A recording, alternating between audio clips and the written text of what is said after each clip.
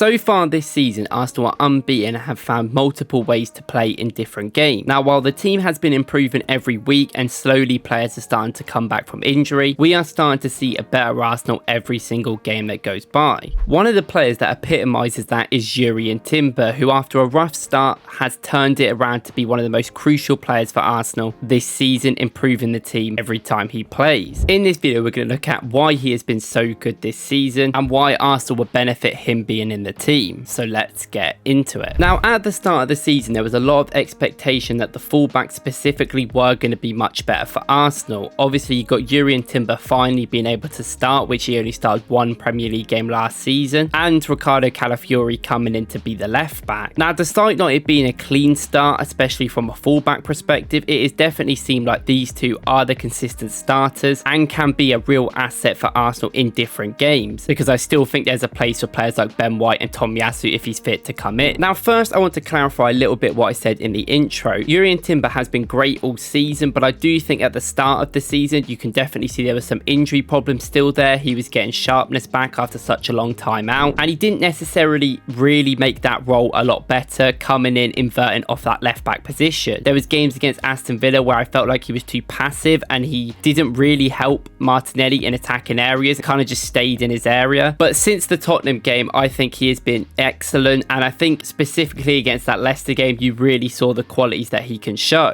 But more importantly, from a tactical perspective, I think he helps Arsenal in ways that Arteta has been wanting for a long time. Now, before, when Arsenal were playing with Zinchenko and Ben White, the idea was that Ben White would mostly stay in a wider position but further forward, usually going into that 5 up front, while Zinchenko would invert in the middle. Now, this didn't always happen. When Arsenal were forced to play a double pivot last year, we saw Jorginho and Rice occupy that midfield and mostly work together, allowing both the fullbacks to basically become in an elevated position. Also, with the adaptation of Kiwior not being able to invert and actually control possession on that left side, that meant that Ben White basically had to come in that West Ham game, which we have spoken about lots, and be that player that worked alongside Odegaard, knowing when to drop deep into that hole into the middle and when to drop out wide. They had to work really well together, and Ben White at the start had to have a lot of reliance on Odegaard to tell him what to do, and then eventually it became a lot more natural, despite it not necessarily being the best role for Ben White overall. And while that is the most obvious thing that he has done with the fullbacks, he's also done other things as well, such as using Zinchenko to run from deep, which we saw a few times, and we did see it with that Tomiyasu run against Man City last season where he ran from deep late on after coming on, which is something that he does want a couple of times, especially when we need a goal from our fullbacks to do, have that awareness to pick the space up going forward. And Tomiyasu, to the credit of him, when he played in left back for a right-footed defender, was actually very good in there. He seems quite smart on the ball, and he was still a very decent one-on-one defender. He picked up some good positions in the middle and could also defend in transitions. But the issue is his attacking role within the team did struggle a little bit on the left. We've shown this stat before by WT Analysis, where Arsenal last season were not really making many successful crosses or passes in that left byline spot, and this was mostly down to probably Tomiyasu or Kiwior being in that role, and Kiwior not really being a great going forward, and Tomiyasu not being left-footed. He's not going to go down there because that kind of forces him to actually do passes on his left foot in order to get them within the box. And this is where I think the adaptations of Timber and Calafiori have been so important. Not only are Timber and Calafiori very smart players that can do loads of different roles within the team, but they definitely have some attacking intent because they're so good on the ball and off the ball, more importantly, being very smart of when they take their position. Now, we've seen when Timber played in left back